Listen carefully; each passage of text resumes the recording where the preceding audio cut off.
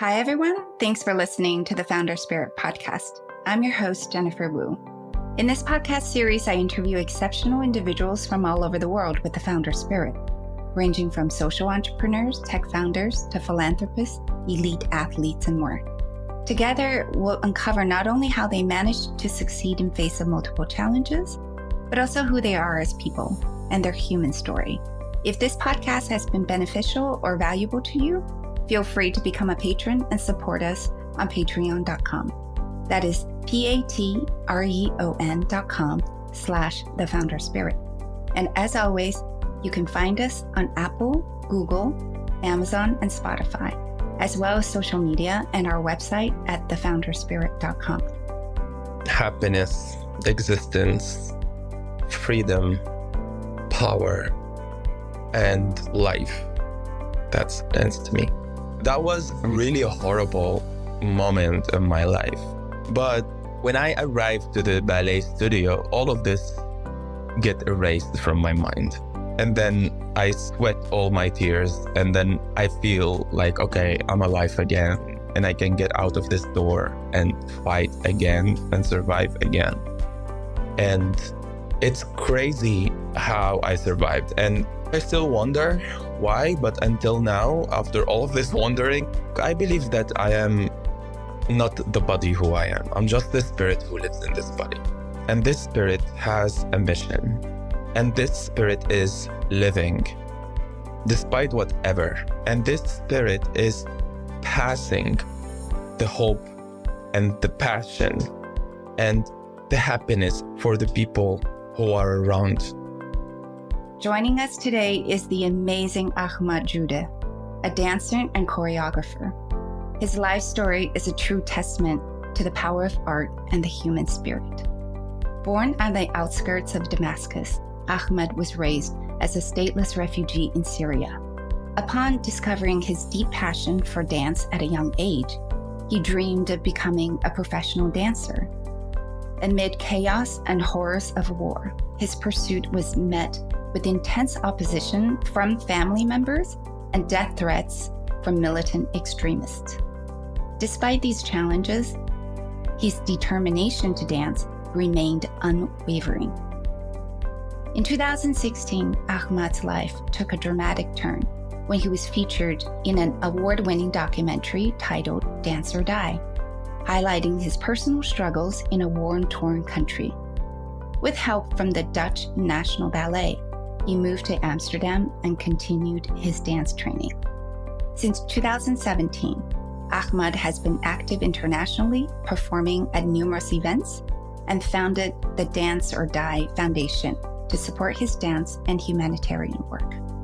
Now a Dutch national and author of his memoir, also called Dance or Die, Ahmad is a high-profile supporter of the UN Refugee Agency and an international friend of the SOS Children's Villages. Just how did Ahmad persevere through life's unimaginable adversities and go from a stateless refugee to an international ballet star? Well, let's talk to him and find out. Hello, Ahmad. Welcome to the Founder Spirit podcast. So grateful to have you with us today, and thank you for taking the time. Hi, Jennifer. Thank you very much for putting the spotlight on my story in your podcast. I'm really honored to be here. Thank you. Growing up in Yarmouk, a Palestinian refugee camp in Syria, what were some of your formative experiences from childhood? I had a beautiful childhood in this little refugee camp, and most of the people there were from Palestinian background, but officially they are stateless, and they are still, till today, stateless. These people are very simple, very humble, very warm. For me, this refugee camp was the whole world. I grew up in a beautiful family, and I just wanted to be a dancer. And since I wanted to be a dancer, my world has changed and my war has started. I say it this way because unfortunately, I was not allowed to dance by some family members, starting from my father. And he was a bit extreme against my wish of becoming a dancer. Because as a male son for him, in a refugee camp, to be a ballet dancer where people the main goal for them is to find food, to live in peace, and they don't understand what is ballet, dance form of art. So unfortunately, it was a very difficult experience with my own dad that remained till today. But other than that, the refugee camp was, as I said, my whole world, and it was so small, but yet it was still a home where I could belong and, yeah, where I could grow up. And I stayed there till I became 21, 22, when this camp was bombed and we forced to leave. You were raised in a very artistic family. Your father is a musician and a painter, and as well as your brother and your sister. And as a young child, you were actually a singer and you used to perform with the rest of your family in a music group. Can you tell us about the moment when you first fell in love with dance and what inspired you to pursue it? My father was trying to teach us as much as he could from art, and it hurts me because he's an artist and he couldn't understand ballet. So when I was a kid, I used to sing with my brother and sister. We had like little band, and we were doing these little celebrations and events. One of the events was a school event, and we were chosen from the schools of the camp to represent the camp and the city center theater. And the performance after us was 6 ballet dancers, little girls from the girls' school, and they were dancing a little piece from Swan Lake, where I saw them for the first time, and I was like, why am I singing? Why am I playing music with instruments? Why don't I do it with my body? And then I was fascinated by them. I wanted to move like them, and I was just in a different world. I really, really love to move with the music. Didn't know before that was ballet. I didn't know this was a special form of art or special form of music. But then I was doing this secretly in my room for a while until my mom discovered that. And she's like, what are you doing? I'm like, I'm just, I don't know, I'm just doing what I've seen. She's like, this is called ballet. This is dance. And she told me you should stretch your knee. You should not. And I was like, how do you know that? She said, like, yeah, I had some gymnastics training when I was a little girl. You really have to have flexibility. And I'm like, show me how. So she gave me my first movements or my first training.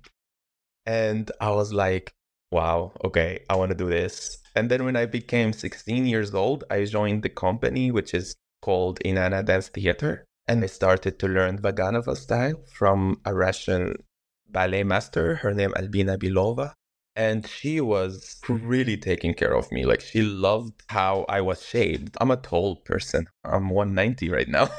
So, yeah, and for Syrians, this is really tall. And she was happy to see some abilities she could work on. And I was so hungry to learn.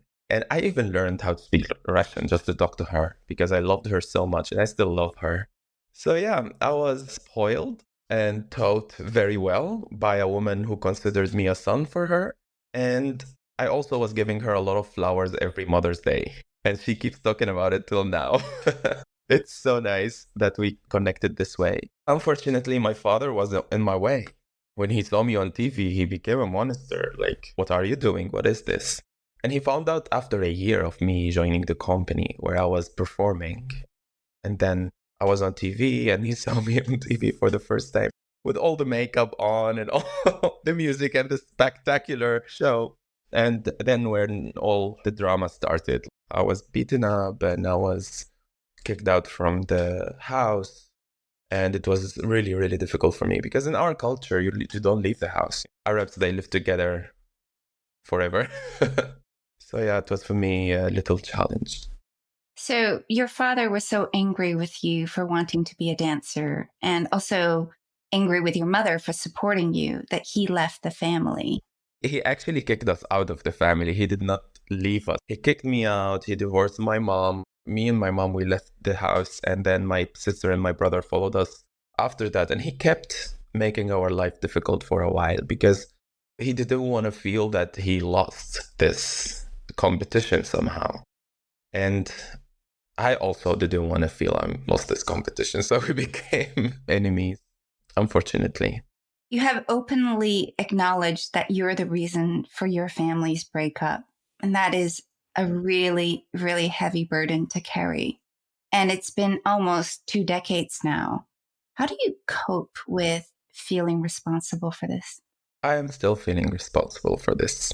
And I took over the role of the man of the family. And my mom, my sister, my brother, today they live because of my support. I helped my sister and my brother to graduate from universities, and they have great diplomas. My brother in fine art and my sister in sports, and they are doing great, and I'm super proud of them. And I also took care of my mom, and I'm still taking care of her financially, and I'm helping them with everything. They choose to stay in Syria. They chose actually, but now they regret that they chose to stay because the situation now it's unbearable. But I'm still their support, and that means I'm sacrificing a lot of my personal life, and I live to make them happy, and that is good enough to cope with that. I hope you live to make yourself happy too, Ahmad. I am, yes. I'm trying. Despite strong opposition from your father and also society at large, you persisted. You studied dance at the Higher Institute of Dramatic Arts in Damascus. What does dance mean to you? Happiness, existence, freedom, power, and life. That's dance to me. That's beautiful. Thank you. By the way, at 190, you're just average height for the Dutch. I know. I don't feel excluded from the Dutch society, so that's good. You were 21 when the Syrian civil war broke out. I think, in a way, dance became your refuge as a way to escape the harsh reality of your environment. Nonetheless, it's really unimaginable to me or anyone. Not only were you dealing with the emotional trauma from your father's beating and your parents' divorce, but also now having to support your family financially in the middle of this horrific, violent conflict. Can you tell us a little bit of what was your life like during the war? During the war, I was just surviving. I did not have a life. I only felt alive while I'm dancing. And to me, I immediately bought a bicycle because I could not afford the bus the whole time. Or also because of the bike, I could survive several bumps. That's really funny, but it's true. If you're biking and you see a bump, you can just like go away with the bike and then you survive somehow. But if you are in a car or in a bus, you're stuck in the thing. Also, I had 12 checkpoints from where I lived to my ballet studio. And these 12 checkpoints, you don't know who's on there, these soldiers or whoever are there. Every time they stop me and they ask, why am I not joining the army? Also, as a stateless, it's a must to join the army in Syria, and I still don't understand that. If I am not Syrian, how do you ask me to fight for your country, right? So I was stopped every checkpoint and they would ask me, why you're not joining? And I'm like, I'm a student. And I give them my student ID, which is written there, the Higher Institute for Theatrical Art, the dance department. And they ask me, oh, so you are a dancer? Okay, shake your hips for us. And I'm like, well, no, this is not the type of dance I do. Then they're like, what do you do? So you don't know. Or somebody, for example, sometimes they will like, oh, you're a dancer. Please keep doing what you're doing. Here you go. So it depends.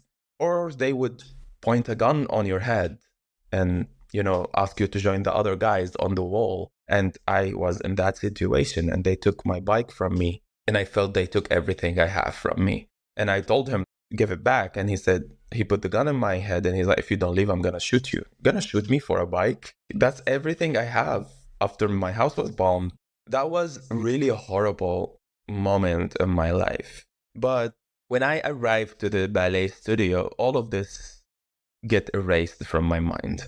And then I sweat all my tears. And then I feel like, okay, I'm alive again. And I can get out of this door and fight again and survive again.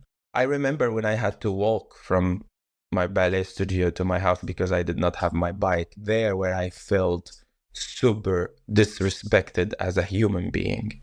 It was so far and I had to walk in this heat and I was so tired after my ballet training and I felt everything was taken from me. And I was like, why am I here? Why am I kept here and I cannot leave? I don't have a passport. I don't have an identity for them on the system to know where I belong. But I kept on going and surviving, and it was very difficult. But then when I talk about it or think back, it just impressed me. How did I do that? How did I become who I am today? And how I became a voice for these people who are still ripped from everything they have every day to even today. You cannot imagine how people live there. They are like zombies, walking dead, looking for food. That's how the Syrian people are, or the people who live in Syria right now, unfortunately. It's terrible. Ahmad, you witnessed many deaths during this period, and you decide to offer free dance lessons to children to help them overcome their traumas. As you had mentioned, that when you enter that dance studio, you felt much more alive and you could leave the traumas and the conflict and the violence behind. But in your view, how does dance contribute for these communities to healing and resilience? I think dance has a very, very big power, even scary power for people who are insecure to move. This power needs somebody who's very strong to handle it and to control it and to contain it. That's why you see some people, they freeze when you ask them to dance because they cannot handle this. It's a power of being, of humanity, and also it is like of presenting yourself in the spotlight, the one who everybody else is watching. What goes in your mind sometimes is like, what are they thinking about me? Do I look silly? But when you overcome this chaos and contain it and control it, then you feel very powerful. Then you don't care what people think of you. Then you feel very confident to face whatever in your way. So that's what I wanted to teach the kids, because kids are clear spirits. They are still crystal clear. And that's why kids, they can connect easily to others and they can feel if this person is a bad person, this person is a good person. They can see so much through the eyes. You just look them in the eyes and you will see how they will perceive you. And through dance, I could teach them how to be in that world, imaginary world that they have in their mind, which is super clear. I try to protect this imaginary world in their mind from what is around them, from bombs, from mortars, rockets, all of this around in Syria. These kids used to listen to this every day or face it or see it. And some of my kids that I taught in the SOS children villages saw their parents being assassinated in front of their eyes, and they were in the worst mental health you can ever imagine. And I embraced them somehow, and I could transform to them this powerful feeling through movement, and they loved that. And I saw them happily moving and competing, who's better in the handstand, who's better doing this jump, and who's better moving in a beautiful flow.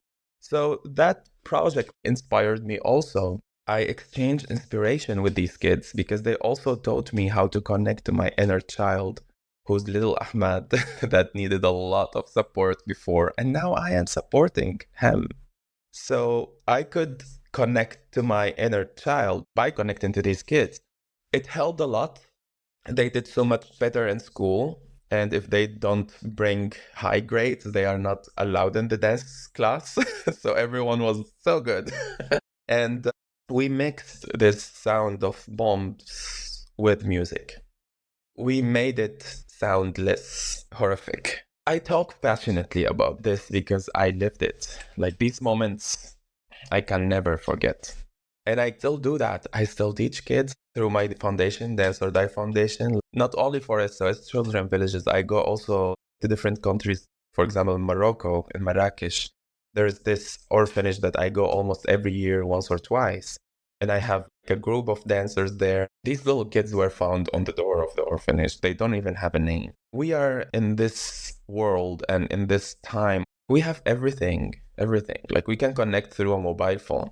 Why do we still have these kids suffering somewhere in the world? Why? Just give me a reason. why these governments or these dictators, they still have the power while we know they are killing their people. We have enough power to protect everybody. I believe that. We have enough power to make the whole world not in hunger. I just don't understand why not. Because by helping one person, this person can pass this help to his people. This is easy. I see in my daily life as an artist, I see a lot of obstacles still in my way. These difficulties that has no explanations. This is so unfair. Ahmad, as you mentioned, your house was bombed when ISIS, the extremists, took over. And in response to the constant death threats that you received from them, you got a tattoo on the back of your neck. Can you tell us what it says and what it means to you? These extremists, they came to the country holding the flag, saying things about Islam. And they believe in a God, which is, as I learned when I was growing up in the camp, Islam is not what they presented. And I wanted to do something, so I wrote "Dance or Die" on my neck after they threatened me to cut my head. And it is in Indian, in Hindi, because I believe in a dancing god, the Lord Shiva. I don't believe in their god. So it was like a very huge message for them, and it irritates them a lot. Yeah, I'm not gonna make them win. Maybe my way is too small to make a change, but it's still a change. You're so brave and courageous. 3 times you had a gun pointed to your head, and each time the gunman decided not to shoot. It's amazing that you never got injured considering the country is being decimated and people around you were dying. You lost 5 relatives in your family. Do you ever wonder why you were spared? Of course, I always wonder why I survived these things. Because it's crazy. It is crazy. I had these people pointing guns to my head. I survived bombs. I survived clashes. I even survived kidnapping. This is I didn't mention in the book. I survived it. And the way I handled the conversation, I was left alone with the guy with me. We were both kidnapped. And he was beaten up. I was not touched. Just the way I was talking to the person that kidnapped us. They were 3 actually, with guns. And it's crazy how I survived. And I still wonder why, but until now, after all of this wondering, I believe that I am not the body who I am. I'm just the spirit who lives in this body. And this spirit has a mission. And this spirit is living, despite whatever. And this spirit is passing the hope and the passion and the happiness for the people who are around. I don't ever think of being the best dancer in the world. I don't ever think of being the richest person on the world or whatever people might assume. I just live my life for value. I don't let a day pass without improvement, without learning, without making a change. Even if I made somebody smile in the street, I'm happy. All these little changes that we can make during the day, it is a lot. Like, it is a lot. When I hear from my mom, when she tells me, you know why life is giving you a lot? And she said, because your presence around people gives them joy. Before even you do anything. That's what my mom tells me. Even on top of that, you are so thoughtful of the youngest or the oldest in the room. You give enough respect and attention to these people. You are interested in their life and you help them if they need help. And she's like, I would follow you blindfolded because I trust you so much and I'm so proud of you. Oh my God, when my mom said that, I was crying. I was like, wow, now I arrived. It's beautiful. It's really beautiful. But it's also true because even the first time I met you, you told us about your amazing life story, but yet you were shining. You're always smiling. And I texted you without really expecting a response, and you responded. So here we are today. It's absolutely true because I feel like you're respectful and you also cherish everything that you have. May it be people or experiences. Thank you. It is because, I mean, Respect is the most precious thing that you can give yourself and people around you. It is even more important than love. Like in a certain relationship, first respect, then love, you know? And that's how I was raised by my mom or by my family. And I think this is what we need. And also, these little kids, they see that when you respect them and give them the time to express and to listen to them, also they feel that and they pass it to each other. I hope someday I will see in the Middle East people respect each other. I really hope I would live to that day. Going back to your point about why we have violence and war going on in the world, the Dalai Lama said that if we can get 6-year-old kids to meditate today, we can end war and violence in one generation. So perhaps we're not too far away. In summer 2016, shortly after you graduated, you were approached by Bouzbeh Kabali, a Dutch TV journalist, to do a reportage about your life under the Syrian civil war. How did he find you? Well, it was so crazy because I got a call from anonymous number, which means ISIS, because they always called me from anonymous numbers. And then I pick up this call and they start threatening me. So I got that call from an anonymous number and I was like, okay, who's that? And it was a woman voice. I was like, oh, first time on? Okay, hello. And she said, hi, I am from the Ministry of Media and you have a friend request on your Facebook from a journalist and you did not accept it. And I'm like, how do you know that? She's like, we are the government, we know. I said, well, if you know, you should also respect that I don't want that. And then she said, but you really should, I'm joking with you, you really should look at it because this is a journalist who wants to work with you. I'm like, okay, I will look at it. So I looked and I found his photo, but that's true. He sent me a friend request, but I didn't accept it. Because it was written press in here and war things behind him and he has a helmet and I was like, no, please.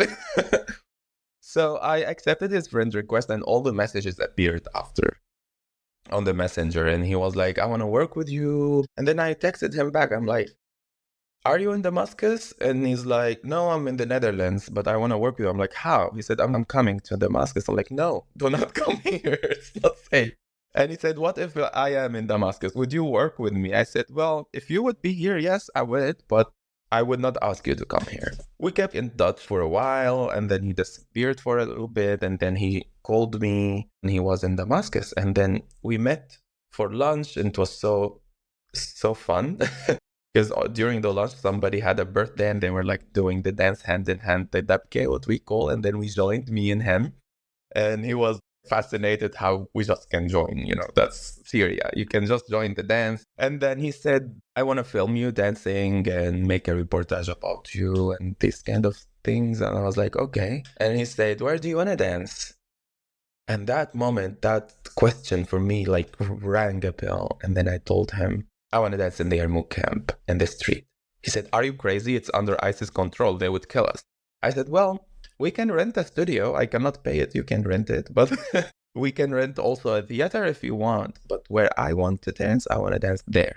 And then he was like, wow, all right, let me think about it. So he thought about it and he got the permission and everything. And we went and we had some people to protect us from the army. And because, he's from Iranian background also.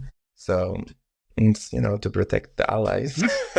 So they said, like, you go first. I'm like, I go first. Yes, I go first. So I went first and everyone was behind me. And then they said, like, stop. Behind that curtain is ISIS. And I'm like, all right, here I want to dance. So I danced there and he filmed me and they were shooting at us and I kept dancing. And he was like, do you want to take a cover? I'm like, no, you go take a cover. I want to dance here. Luckily, we survived it. And then after that, we went home and then my mom was going crazy. She's like, why you didn't take me with you? How do you go there? I was like, yeah, we survived. And she made for us food and we were having the food and he asked me, all right, Ahmad, he was like joking, where do you want to dance again? But don't kill us this time. I'm like, well, in Palmyra. He's like, oh, you're crazy. No. And then my mom said, you're not going alone. You're not going alone. I'm going with you. So we arranged also permission and then we went to Palmyra. I didn't talk about it a lot in the media. We were stopped there and They were negotiating on our life for an hour. But then after that, I don't know what they've done, government stuff. And they told us, you only have 4 hours in here. So I went and I danced there. My mom was the only audience I had. And then we filmed it and we left. And he asked me, why did you want to do that? I said, because on this theater, not too long ago, miners from ISIS killed people on that stage. And to me, this was the first stage I perform on. I wanted to tell them this theater is for dance and it's not for killing people. I did this and I danced wearing black, their flag color. And luckily we survived, but not too long after that, they bombed the theater. So now I am the last artist who could perform there. It's a pity. It's a pity, and I still also don't understand why the Syrian government did not protect that theater enough. It's a beautiful theater. It's this magnificent Roman amphitheater in Palmyra. It was a UNESCO World Heritage Site. Dates back to 2nd century, I believe, and it was destroyed shortly after. And you're known as the last person to have performed there. Both of your dances are extremely moving. It's almost surreal in a way for me because there's no background music. And when you were dancing in Yarmouk, there were actually even some gunshots in the background. Yes, and the sound of the destruction are underneath my feet. Yeah. That's right.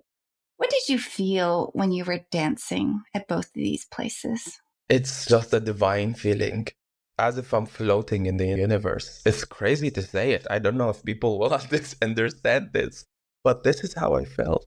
I felt like I'm just disconnected to this world, and I am in the real world where we all meet without all these titles. There is a real world where we can go and meet all of us, regardless what we have as titles or things we have in this life. I just long to these connections, and I feel these connections with people. They walk among us here. We have this spirit that lives in us, and if we can connect to it, you will need nothing else for your whole life, believe me. This is a secret. It is a secret because you don't want to know about it. But when you want to know about it, you can just dive within yourself, find that spirit and connect to it, and you will glow. And you will survive not only guns to your head, you will survive everything. Everything. It's the inner light. I absolutely believe it. And there is 2 ways to connect to it. You sit still, or you dance to go there. I'm trying with both. In my graduation project, for example, because I just graduated as the first Arabic ballet master with qualified bachelor degree from the Dutch National Ballet Academy.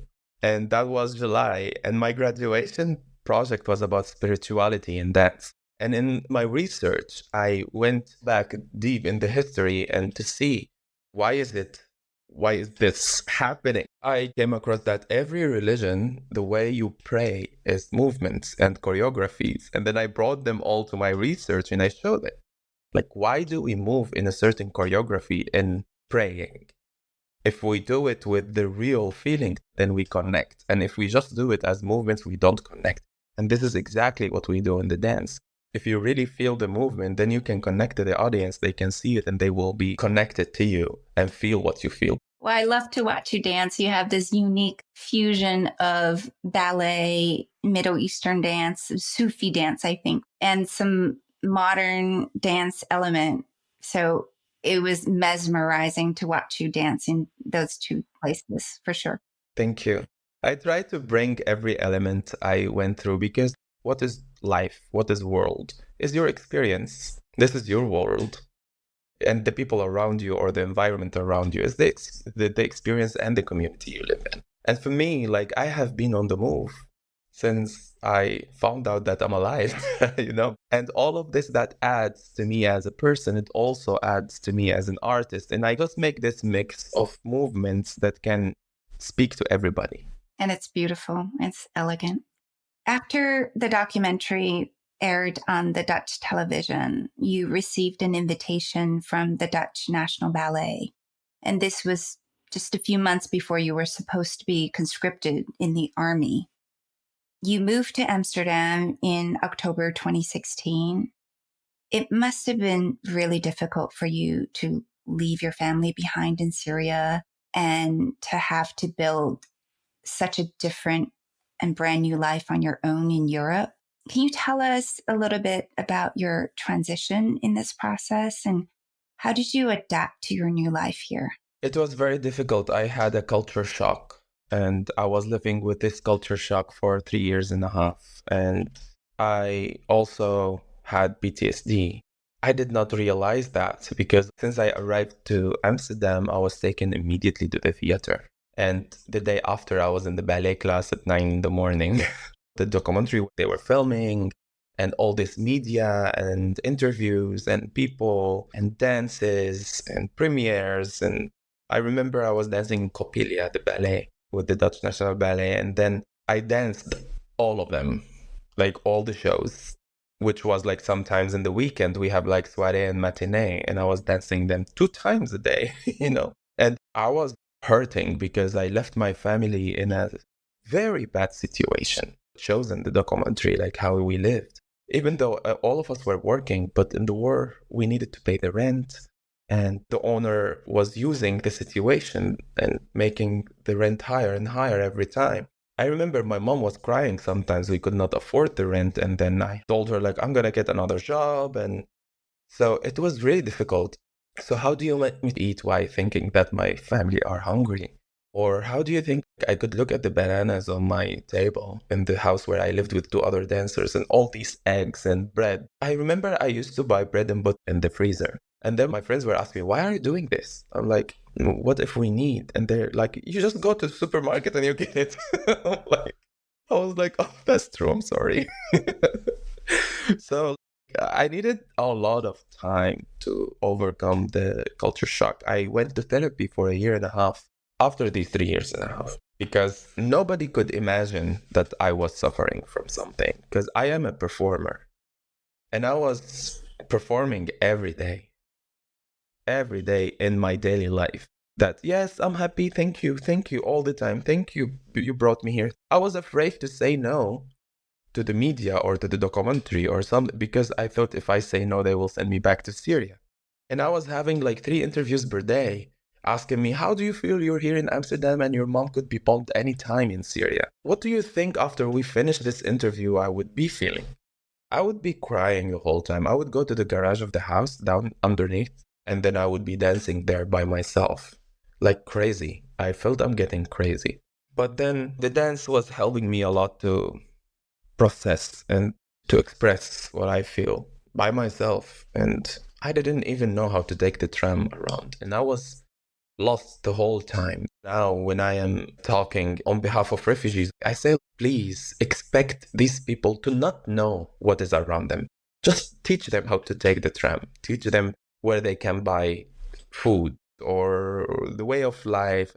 That's more important for a person who fled his country with PTSD. We don't need what you think we need. I think the most important thing is the therapy, the mental health.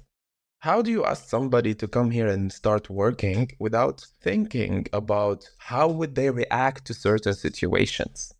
Like, for example, the fireworks, first time, oh God, I arrived October and then the new year, it was so close, 3 months. And then the fireworks, oh my God, that's the most difficult situation in my life. I needed to see the light of the firework and still I was seeing bombs. The year after, I locked myself up in the toilet. The year after, I also locked myself up.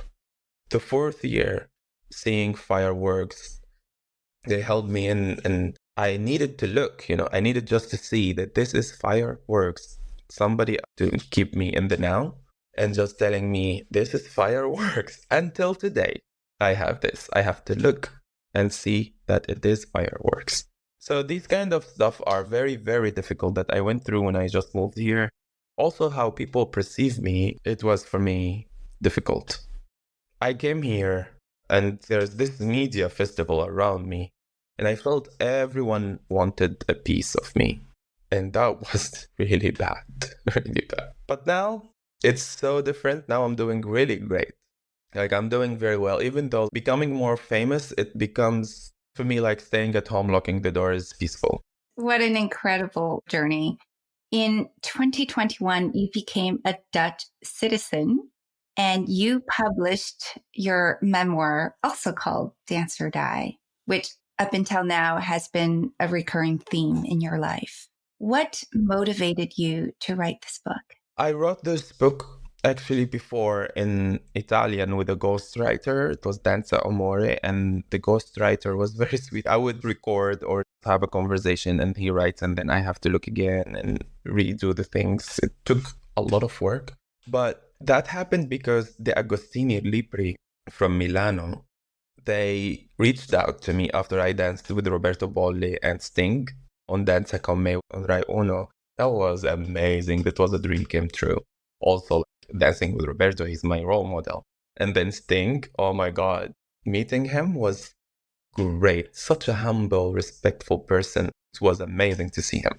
So after I did this on Rai Uno, this publishing house, they said, we want to publish if you have a memoir or you want to write your book. I'm like, well, yes, I write a lot, but it's not professional. They're like, okay, we will get a ghostwriter to make it professional. So we worked on it for a year and then we published in Italy.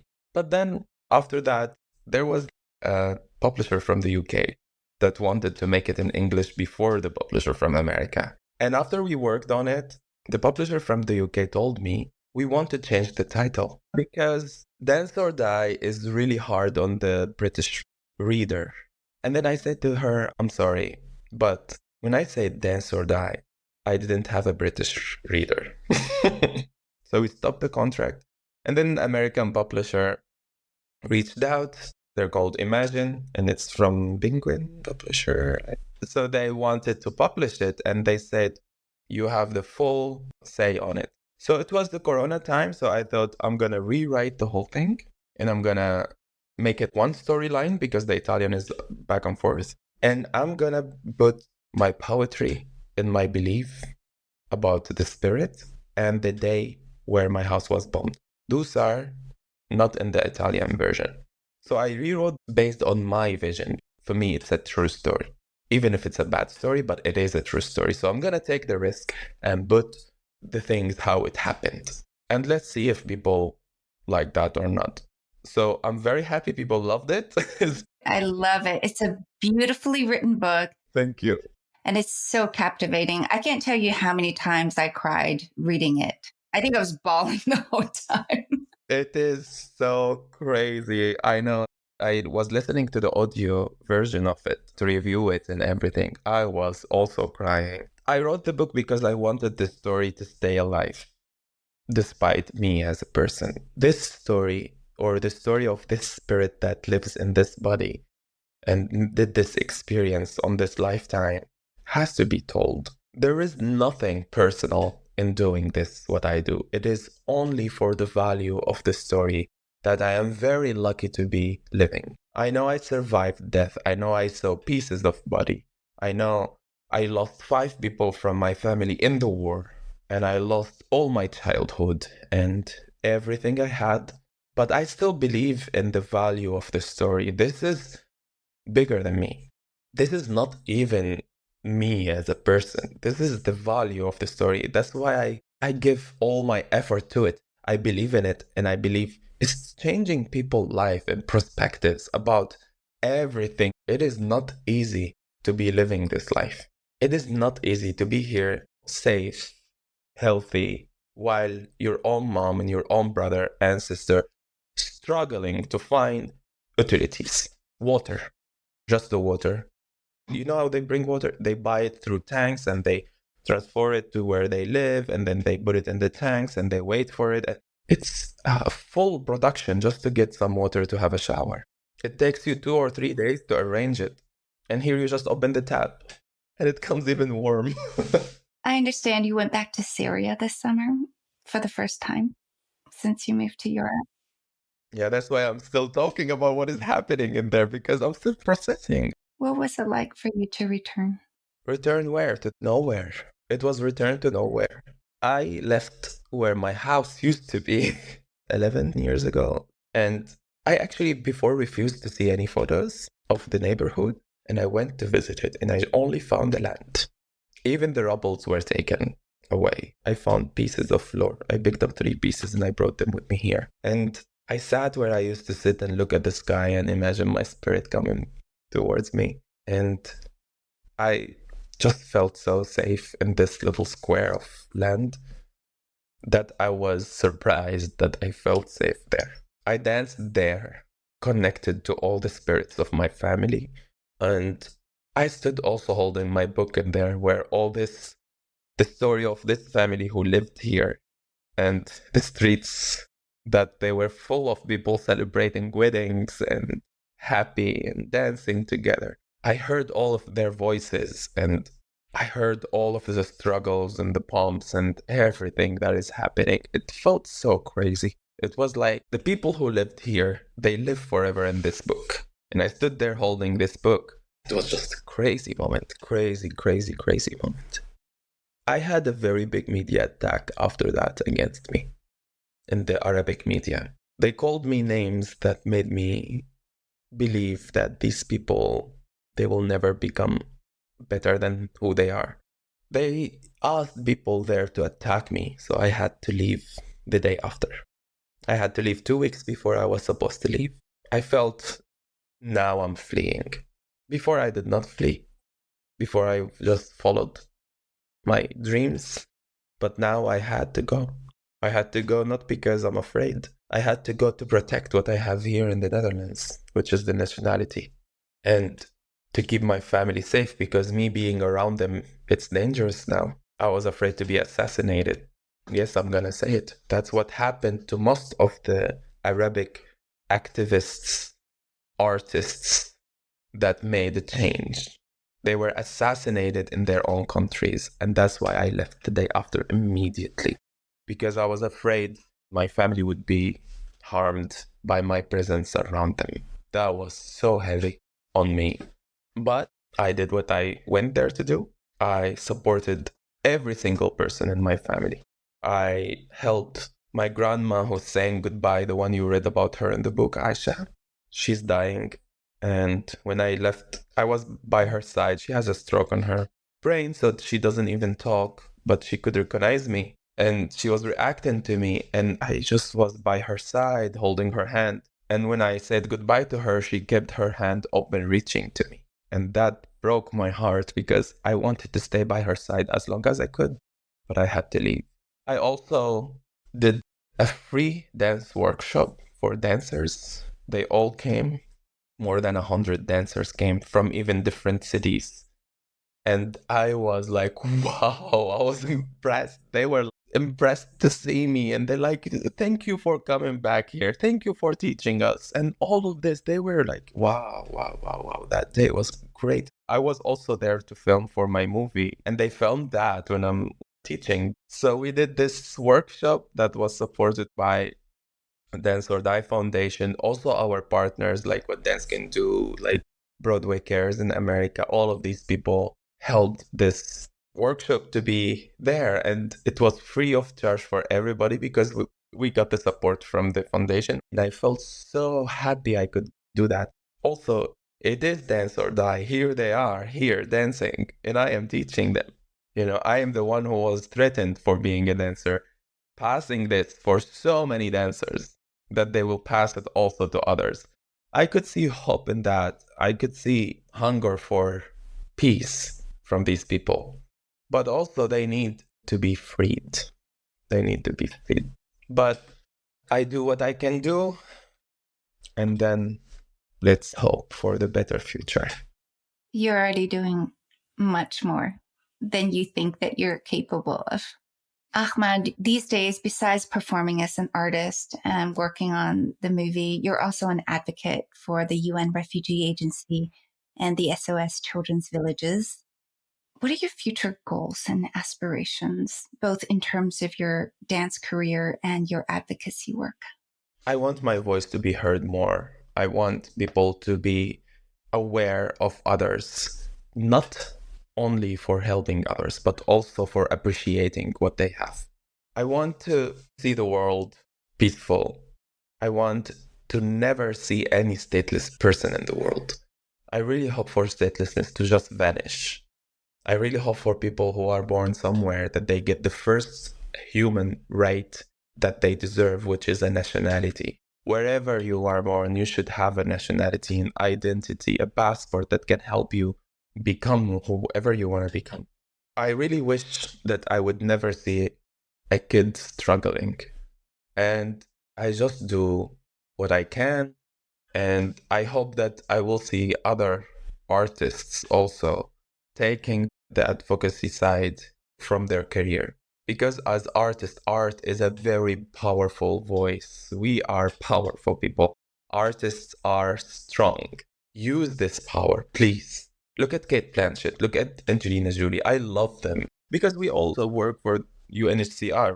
And I'm happy to be in this organization because I dream to be bigger and bigger in helping people. I just wish that my background would not be in my way. I'll just put it in this way of word. But I'm doing what I have to do. Here I am, doing my best. The movie that we're working is going to be called The Dancer. Because here in Amsterdam, everybody calls me The Dancer. Oh, Ahmad, The Dancer. Oh, yeah, The Dancer. So this is how they know me. Which is such an honor, to me to have this nickname. So the movie will be called The Dancer. I gave my all to this movie. We started filming it January in Montana, in America. And not too long ago, we were in Syria. And in 10 days, I'm going to Los Angeles to film the last chapter of the movie, the end of the movie. But I feel like in making this movie, I'm also giving awareness. It's not only the book, it's not only the documentary. And the director, Lacey, she believes in my story in a crazy way. And she's doing her best to make this movie reachable to everybody. I love that she doesn't care about what she's getting. You know, these people that they do the thing for the art, for the sake of art. That's her. And we connect in this. So it's such a beautiful, friendly connection, me and her. We're making this movie, and also the crew, huh? We did a lot of things without even being supported, just from our own efforts. I reviewed the first hour of the movie. Oh my God. That's gonna be big. That's gonna be big. I'm so excited to share it with the world and to see also how they will receive it and their reaction to it. I took a lot of risks. I was also thinking, why am I doing this again? And then again, it's for the value of the story. So that's what I have been working very hard on the whole year. Besides my studies, I graduated. Also, beside my support for kids and for my family, the earthquake, you are a great supporter also. Thank you very much for your support. It meant so much to me. We could help also people in Syria and my family during the earthquake. Still, my family not recovered their house, but on the way there, hopefully we will. We will be in a different situation, in a better situation. We are on the way. And I always tell people, it doesn't matter about where are you going. What matters is that you are on the way there. And making a change and you're going there.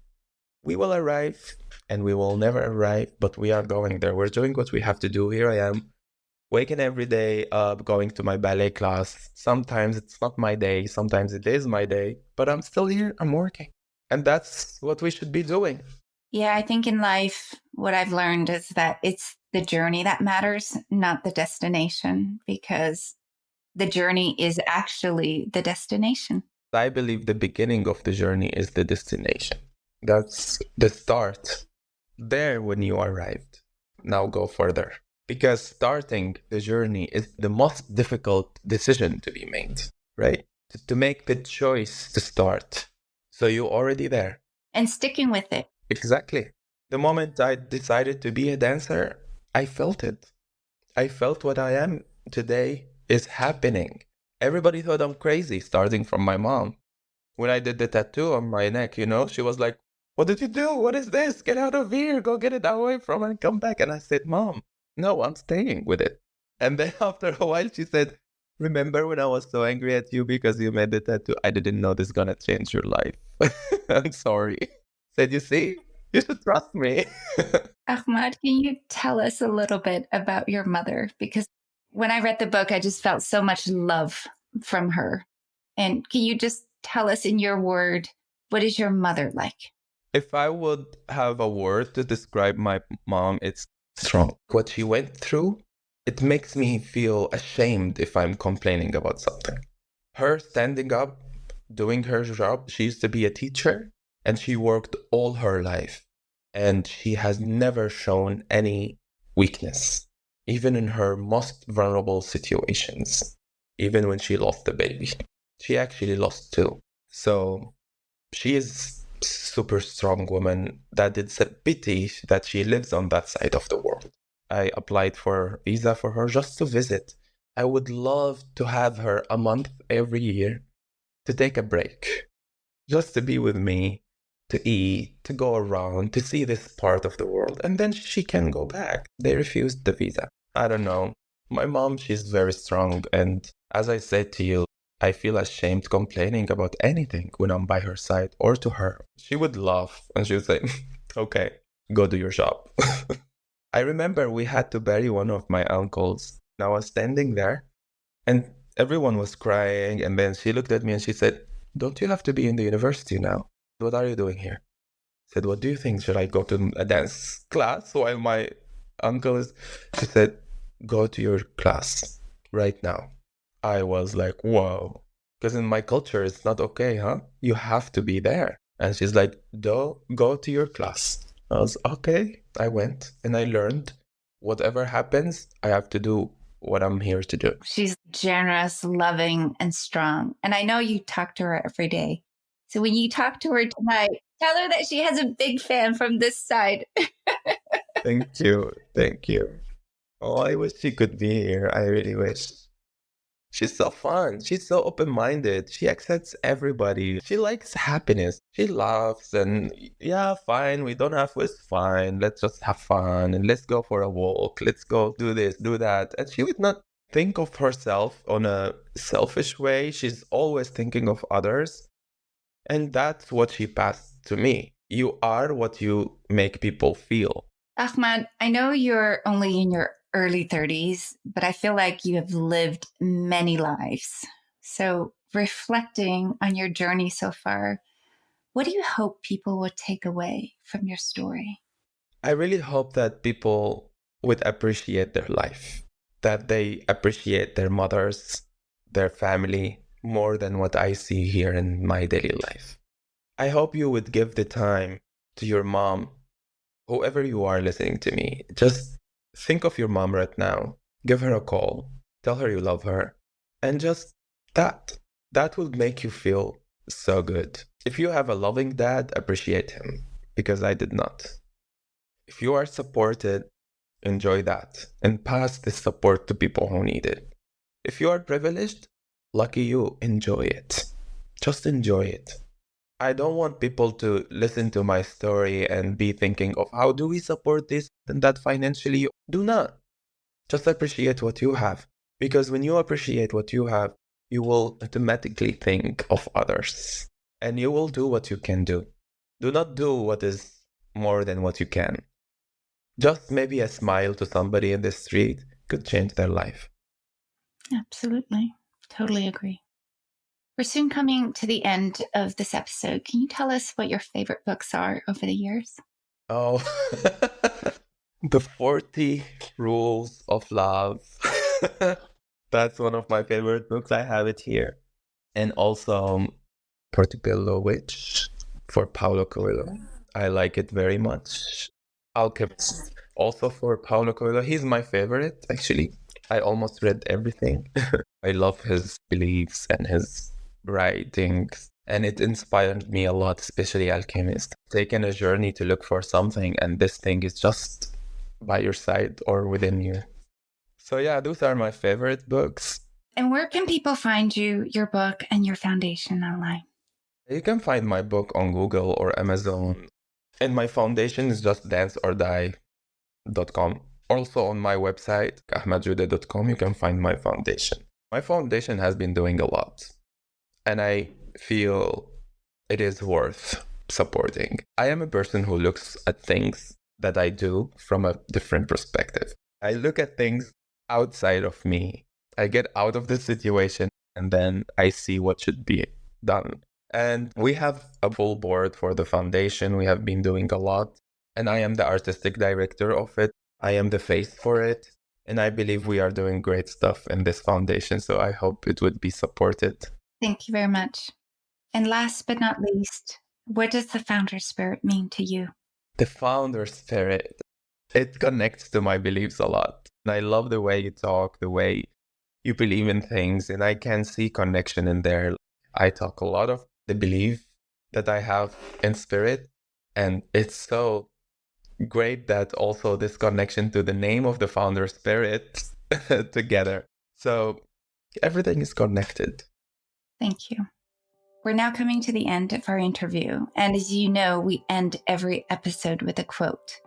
And for this episode, we have a quote from Jonathan Larson. I know it's your favorite quote. It's my favorite, yes. So for this episode, we have a quote from Jonathan Larson, an American composer and playwright. The opposite of war isn't peace, it's creation. Ahmad, I want to thank you very much for coming on the podcast today and sharing with us your life story. I think we're all very much inspired by your strength and your courage to follow your dreams. And I hope the world will see you perform for a long time to come. Thank you very much. Thank you. If this podcast has been beneficial or valuable to you, feel free to become a patron and support us on patreon.com.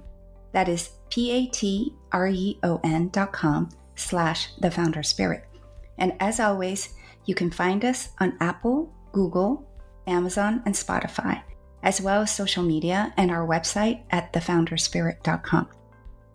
The Founder Spirit podcast is a partner of the Vilar Institute, a nonprofit foundation focused on accelerating the transition to a net zero economy and restoring planetary health.